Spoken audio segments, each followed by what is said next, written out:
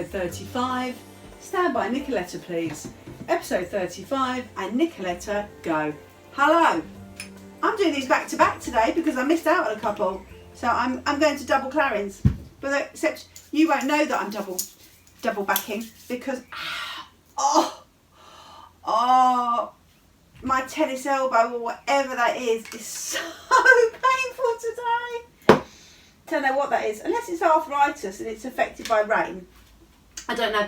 Now, I just remembered that I didn't refer to this picture at all. Hang on. Can you see that? No. I want you to just see that in all its glory. Isn't that completely fabulous? Now, we use this photograph of Nathan, our varying coloured friend. You know, once he sprayed himself, he goes different colours. You know Nathan, Australian. But we use this photograph in a talk we do to students. And I was laughing so much at the talk we were doing yesterday with that picture of him. Because we talk about when we went to Russia and how he came off the bus like that to the auditions and skipped out into these random places in Russia. And we were confronted by lots of people who were meant to be volunteering out there. And this big agricultural college of big Russian farmer lads were meant to be auditioning with us. And Nathan skipped off the bus like that. Oh, God, such a laugh. By the end of it, he broke down any barriers that were any between the East and the West. And he's got so many Russian followers now as a direct result. So I've just seen this little cat, and I want to. Oh, it's on the top of this. It's on the top of this chair. This cat goes. That's pleasing. Right. So I hope you're all well. This is episode. I think it's 35. I know that randomly I've called things different numbers, but this is actually 35. So we're doing well. I'm just going to keep my cockatoo there because it makes me pleased. I feel very happy seeing the cockatoo there because it reminds me of Steve, my dear friend Steve. He's a man I adore. See this balloon? There's a big balloon in this picture and there are all these little bits of patchwork. And I've got lots of these little bits of patchwork, but I haven't placed them together yet. But I think it's going to be an easy bit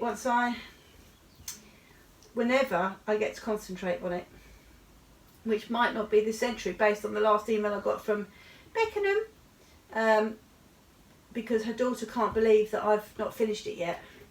I think most people feel like that. I think most people who probably subscribe to this thinking, oh, that won't last long, and actually it just doesn't seem like it will ever end at the moment for most people.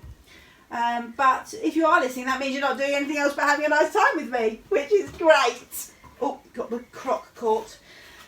Right, okay, so I'll leave that puzzle there. I am slowly doing this, I promise, in a haphazard way, yes. In a haphazard way, yes. Now, where does Cafe Max... There's a thing here saying Cafe Max. Max's Cafe. So it's next to this chair. It's very exciting when you see it come together. Okay, what news? Okay. My father-in-law is still in hospital as I speak. But he's coming out. He's complained. He's 88 and he has complained a lot about the old men in the ward with him, because some of the poor souls have got dementia and chat a lot, which maybe that explains me. But yeah, so he's had right enough of that, and they've moved into a younger person's ward because I don't think he could hack it anymore, and so he's happier in a younger person's ward. But apparently he's got his mobile phone on him, and he has called the plumber about 12 times. He'd have going, hello, Jane, and he goes, it's the plumber, Gordon, Jane. So that's how he talks. He hasn't just developed this new personality, like some people go into hospital, bang their heads, and they can come out and speak 8 different languages. I don't mean that. That's how he speaks in general.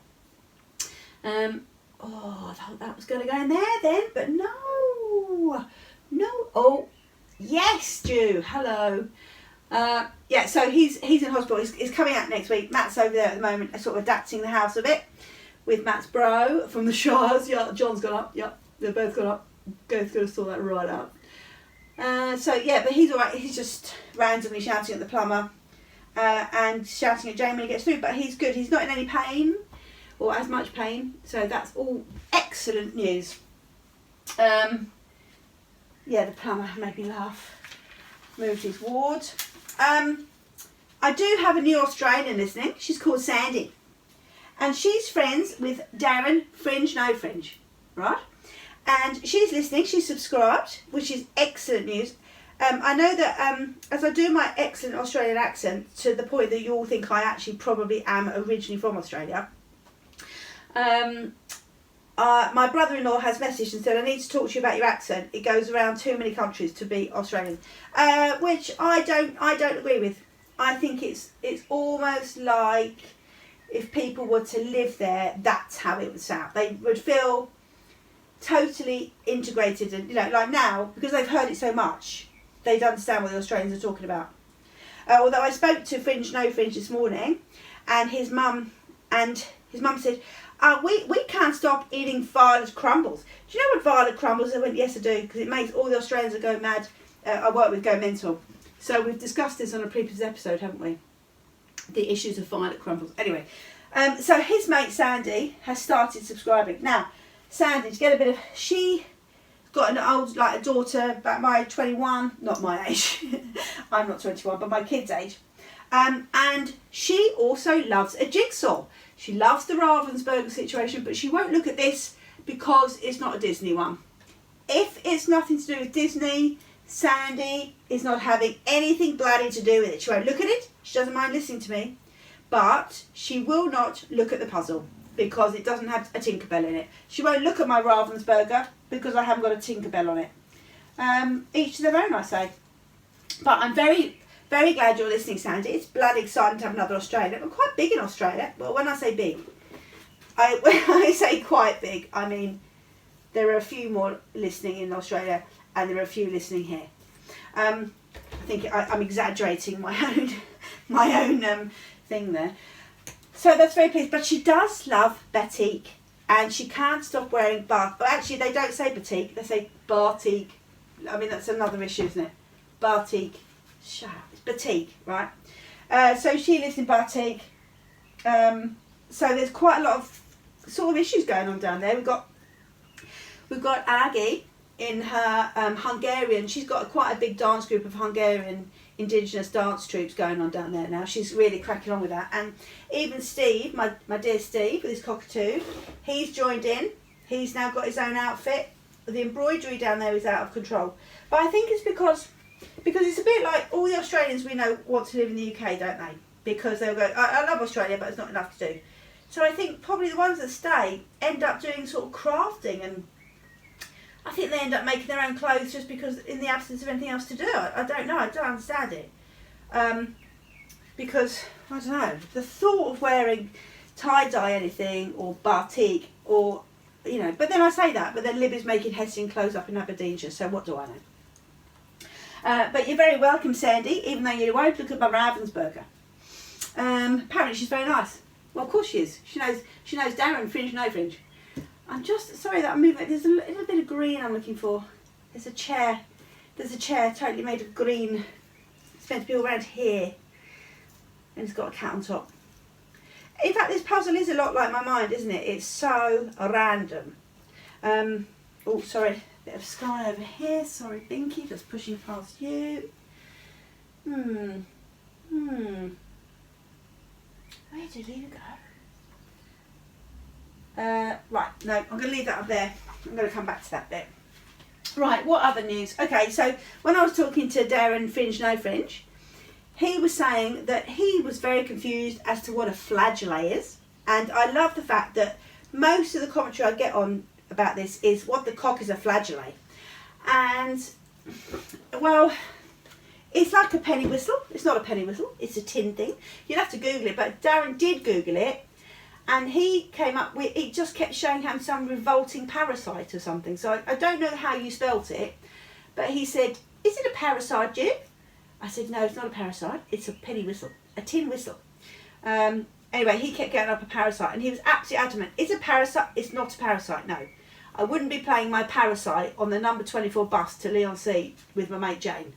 I probably had a parasite, but the irony that it wasn't called, is a shame it wasn't called the flagellate virus at that time, because that had been a great anecdote. But no, it was not. Oh, does that go there? Sorry, I'm getting a bit distracted by my large balloon here.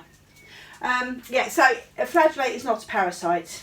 I think I might put that in the title. A flagellate is not a parasite. But he was alright today. He's an amazing teacher down there. I'd like to be taught by Darren. What else? Okay, so Matt and Fred. So my son and my husband. I keep looking what they're looking at. Right, I keep trying to observe what they're having a good old nose at on the internet. And let me just read it. First of all, they were watching a German spraying a bicycle frame, right? And apparently he's really funny. He's really funny as he sprays a bicycle frame. They were watching this, but then I can't really mock because you lot are watching me do a jigsaw, but really, really badly. Yeah, so they were watching him doing this, and apparently he says things like, apparently he's really funny, he says things, if you can't do it, if you can't get this off, you can ask your girlfriend to do it, and all things like that. Just funny, it's funny little phrases apparently. I mean, they were both wetting themselves, but it was a bit lost on me, but it doesn't matter, does it? I can't explain this to anybody. Sorry, just got a bit more of the graffiti that goes up here somewhere, sorry. It's probably a little bit off camera this, but you can probably see my hilarious shorts, my Crocs and my arm bandage. I've got a bandage on my calf because in the attempt to also get healthy with Bethany, I started doing that couch to 5k thing. As a result, I need a blue badge because I've injured my calf so much. I can hardly walk, and when I saw my friends who are professional runners, they mocked my shoes because they said I was running in a fashion pump. And so anyway, I've got new trainers, but unfortunately, as I'm quite seriously disabled in the ability to walk at the moment, I can't run in them anyway.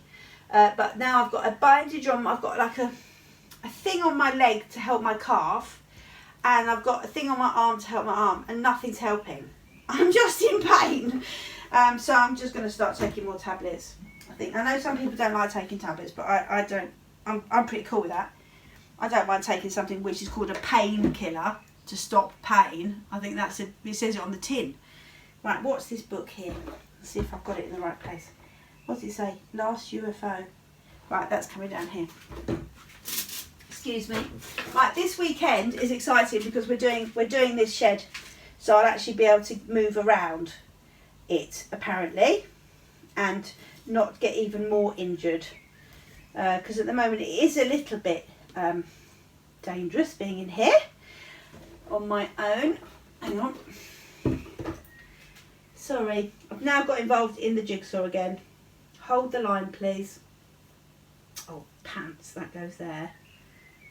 That goes there. Oh, they join up though. That's good. These two join up. I'm a bit cack-handed today. Where do they go? Right, good. That's there. Ah. Oh my god. I just got. This goes here, does it? Yes. Yes, it's coming on. It's coming on, JigJawers. Excellent. Right, hang on. That's got it. I am. Right, you can't. I don't know if you can see. Can you see here? Yes, you might be able to see. This is coming on alright, isn't it? And then I'm trying to get all these books in. There's a big selection of books all along here. So I thought, oh, I'll try and get all these in. I've also started going on here and along here. I wonder if any of you have bought this puzzle. I hope so. I also hope you haven't, because then you might say, I finished it for you. And then I won't have to like you anymore. And I say, well, I don't like you. But where does Maigri go? They're quite, oh, I see. No. I was actually thinking just then, as I was mulling that bit of jigsaw, that Scott, my accountant's gone well quiet now, but I need to send him my accounts and I'm scared to, because I hate all that stuff. So I do have to do that, and then maybe he'll admit to listening to this. Or he's just generally working. Oh, the other thing that Matt and Freddie were watching this German spraying a bicycle frame, which they seemed really thrilled at. But then Matt went on to watch a thing called My Mechanic, and Matt watched the guy for days and days repairing an old set of kitchen scales, like an old pet, restoring them. And I mean, I don't know why he said that he just enjoyed it, but I mean, I'm trying to chat to him. I don't know why he doesn't want to chat to me. Do you mean, I think, why would you sit with headphones on, wireless headphones on in your lounge when I'm there to chat to? So I think I need to talk to him about that, because I think I'd rather chat to somebody rather than. But it turns out Matt doesn't, and Matt would much rather sit with headphones on watching some random man in a shed, some part of the world, restoring an old pair of kitchen scales. So maybe I should speak to him about that and his life choices. I mean, I don't know whether I should speak to him or well, I can't speak to him because he's got his headphones on. Now, there's another little. Oh, I can't wait to finish this. I bet you can't. But I can't wait to finish it because it's such a great picture. It's such a potty picture, the whole thing. A tale of two cheeses. That goes next to that. Oh no, that goes above the orange. Of course it does. A tale of two cheeses there. A tale of two cheeses. What's going on? So Dennis, who is Mike, who I always have to smell his kimchi, his dad, along with my husband as well. This feels today a bit more like counselling than doing jigsaw, but I can guarantee you we're completely fine. It just sounds horrendous as I say out loud that my husband sits in the lounge watching all these people rather than talk to me. I'm laughing now, but I'm wondering if it just sounds whether I shouldn't be laughing or not. Anyway, so Dennis, who is the father of my mate Mike, who makes a lot of kimchi and makes me smell it, okay? So he and Matt are following, Dennis and my husband are also following this rather beautiful couple who I've mentioned before, sailing around in a boat called Vagabond, right? And she is as hot as mustard and has made a lot of effort with her core muscles that I have rather enjoyed letting go. I've quite enjoyed getting older and it all just going right. I tried a couple of sit-ups, it was really tiring, I didn't enjoy it, and it hurt. So I just buy a lot of dresses in the cost sale which are A-line, right? Because then you don't have to do that core shit, okay? Sorry Nate, I just moved you back there. Anyway, but I think the girl on the Vagabond, along with her really beautiful husband and beautiful child, make a lot of effort. Or they don't eat very much because they're sailing around the world and that rations, there are rations, which again is probably an option. If I didn't get seasick, again, if Matt said let's go and sail around the world, I'd be off my face on Joyride seasick tablets. I would just, I felt sick on one of those pleasure cruises, when you go out. We went to Greece and we went on one of those. I felt so ill. Anyway, that's another story. So Matt and Dennis watched this couple, and Matt and Dennis came around the other day and was really worried. He said, "I'm just so worried about this lovely girl." I wouldn't be too worried about her because what I can gather is this beautiful couple have been donated during lockdown the most beautiful villa in Greece, in some part of Greece. So they're now living. I think it's the first time their child has ever been on land properly. I don't think he can believe his luck. And Dennis was really worrying about, whether she's okay or something. I was really laughing, saying, I think you really need to talk to Matt about this because obviously your concern is Matt's concern with this couple. But I don't think anybody's been in touch with Matt or Dennis from the Vagabond to check their health or whether they're okay. Do you know what I mean? I think it's only a one-way relationship with that one. It just made me laugh because as Dennis was saying it, he was getting so much more concerned. I said, don't worry, babes. I think they're okay. So I've just found a couple of little steps here. These are steps, little grubby steps. And there's so much yellow. I'm lobbing them. Sorry, fiancé, so I am lobbing, but it's all for a reason because I know where most of these pieces meant to be on this. I know it doesn't look like, although I'm saying that, and there are pieces everywhere. What I'm saying is I'm starting to understand really roughly where they are on the jigsaw. But as I say that, I do also appreciate that you're probably all mocking me because it looks the least organised thing that I've ever done in my life. And my job is to organise people, and I don't seem to be able to do it in a jigsaw format. Right, hang on. These very strong blue beads are excellent though, because they stand out. Because they stand. Oh, gee, you knocked a bit off, you loony. Right. Oh, yes. Nice. Please go. Oh, where are you going to go? Where are you? No. We had a little Chinese meal the other day, which we haven't had anything like that for ages. Oh my God. It was so delicious. And what was really exciting the other day was we were interviewing these students from these drama colleges, Sam and I, and having really lovely chats, because it's so heartbreaking for all these graduates because they can't graduate, right? So anyway, it's been really lovely to meet all these different kids. They're so every one of them was just astounding, and we want to have a big show as a big team because we just want to take everybody with us actually. So we might have to make up a show just to get everybody on board. Anyway, that's for another time. But one girl said, "Oh, I'm from the Essex," and I went, "Oh, whereabouts?" And she told me where she's from, and it turns out she's just down the road from me. And she said her sister works in the Chinese takeaway, and she named it, and I nearly broke down because I know that this Chinese, Sam's had the Chinese, the landlady of Brighton Hove actually loves this Chinese. Liz, Merrill Utility, she loves it. Whenever they come, they specifically want Chinese from that Chinese. And I rang the other day and I said to them, "Oh, has any of you got a sister called Hannah? But I think I got the name wrong." And they were going, "No." So it was a bit of a weird conversation because they were obviously quite busy trying to take orders, and I'm trying to join all these dots of students and me, and I just sounded like a weirdo actually by the end of it. No surprise there. Gonna check the camera. Because there would be nothing more boring now than to oh no, I'm okay. Right. So my garden, somebody was asking about my vegetables.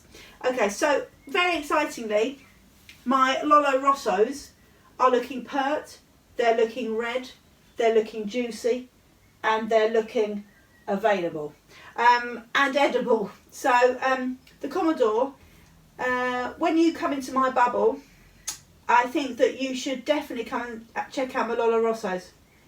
First thing, you might actually probably push past me and say, "I need to see your Lolo Rossos." And I'll say, "Come on in, have a look. Aren't they juicy looking?" So I know a lot of, I've got a lot of turnips growing. I haven't eaten turnips for years, but I decided to grow them, mainly because the seeds packet was in my hand. Oh, Bethany's coming in again. Hi! Hi, babes. Come on in. I need your help, obviously. Okay. Have you managed to, do you need some more brickwork over there? I do. I need this window one here. So that's a bit of a grey. Yeah. I need this little bit here. Let's have a look. This little bit. We must be able to find, well, she says we must be able to find it. I actually just came in to ask you something. Go ahead, please, caller. So, I don't know what I'm going to do for tea. Oh, right. Tonight. Yeah. I know this is fascinating. JigJaw. This is fascinating, yeah. So I really don't know. Mm. Also, yeah. I was going to make some cookies tomorrow. Right. As us 4 o'clock's treat. Right. But we've got no chocolate because someone, I won't mention who, keeps nicking it. Right. So basically you want to go to Morrison's and you're trying to find any way of going. Yes, basically. So what you said is you will bribe me by making chocolate cookies by pretending you need to go out for that. If you want to go out in the rain and the cold, you can go. I release you. Do you need anything? Can I get some milk or something? Get milk, definitely. Milk. Yeah, that's fine. I think in my little silver purse that Gemma bought me from Wales, I think there's some cash tucked in the front there. Yeah, I have cash in my purse, so. Great. Yeah, go. Don't sneak anything rubbish on the way. I'm not going to. Nice one. Not stupid. Arrows. Nice one. The classic. The classic, yes. And you guys have got your stir fry. Oh, can you get one more of those stir fries? Yeah, which one? Any of the noodles or of the? No, of the vegetable stuff. Get a set.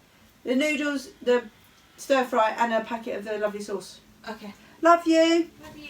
Love you. Right, I'm glad we sorted that out. And I think. No, I'm talking to myself, but these love people. You. I love Bye, you. guys. Thanks, Beth. She absolutely wants to go to Morrison's there. So, because I was trying to get her to make dinner out of whatever we had rather than go up to the shops.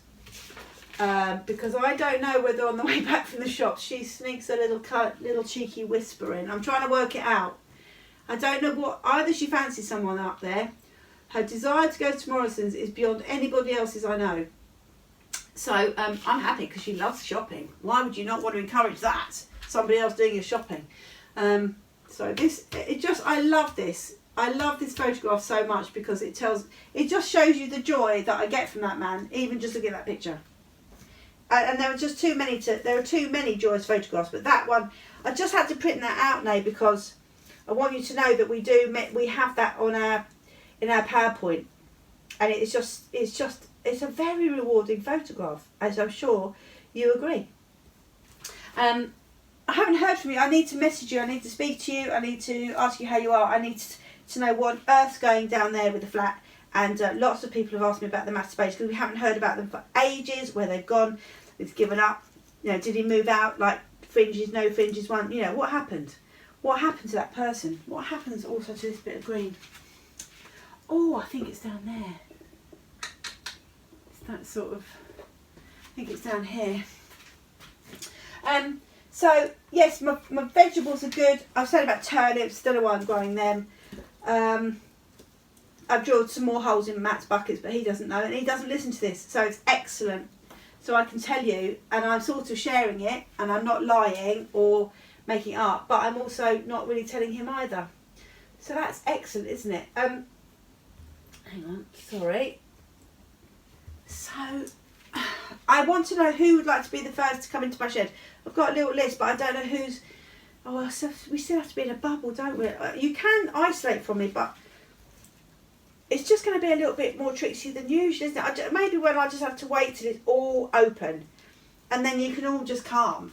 And we'll have something in the garden, I don't know. I can fit you all in my subscribers. It's not like I'm going to be overrun. And I haven't had many offers for the coach tour yet. I think I will. Sorry, this says Provence. I don't know if that's a street sign or... Oh, hold on though. I've just seen some more.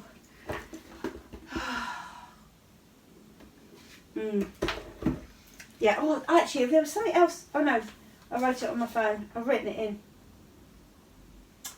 Can't remember. Oh, Bianca, she messaged, because she wrote me some fan mail, she messaged and she said you didn't mention what I ate, and I didn't mention what you ate, and I'm so sorry, because she, you know, she's one of the healthiest people we know, right? Most beautiful, stunning, the lot, right? It's really hard to, you know, you'd like to hate her really, but you can't. Few people I know in my life like that, but it's impossible to dislike someone who is as gorgeous as her. Anyway, so she sent me another picture of her bloody breakfast. Again, homemade granola, right? Homemade. Who does that? Soaked in like this kind of... I'm sure that Bianca would get a goat to milk to make her own goat shit, you know, her own yoghurt. She's that healthy. Have her own goat, fresh from the goat and all that stuff. Anyway, goat something or other, yoghurt, and then sprinkle with pomegranate. Pomegranates, and what was the other thing? I had to write it down. Oh, some papaya and a sprinkling of worthy seeds. Not really, I'm just saying that to be nasty. Worthy seeds. Like, ooh, look at me. But yeah, it looks delicious. I again had 2 rounds of white bread with peanut butter on this morning, because A, it's easy. I don't have to soak anything overnight. I don't have to tap a tree for it. I don't, you know, literally, I just sent Bethy out the shop to go get peanut butter and some bread. If I had to live on my own, which, you know, maybe come one day when Matt takes his headphones off and says, actually, I want to go and run away and live with this man who's spraying up bicycle frames, I would literally live on probably boiled eggs, because they're easy, aren't they? Boiled eggs and peanut butter on toast. And I'd probably be about 52 stone and have to have one of those winches to get me out. But I think it would work for me, because I know that Matt wouldn't live like that at all. Matt would absolutely marinate something. He'd go to work having marinated something in the morning, and he'd have absolutely delicious things to eat. You know, there'd be everything. He'd be making lovely little salads for himself with balsamic glaze and all that sort of stuff. Oh God, no, not me. Well, I know that should be true, because when I was on tour with an opera company years and years ago, and we all had to get your own digs. And I remember that some people were knocking up these things in their little kitchenettes, and I remember boiling an egg. So I've actually just reminded myself, I did actually just live on boiled eggs. Because I said, oh, it's only me. It's only me. Why would I want to make, you know, with other people, I don't mind cooking and making lovely things. But, like my Battenberg, if you saw that episode.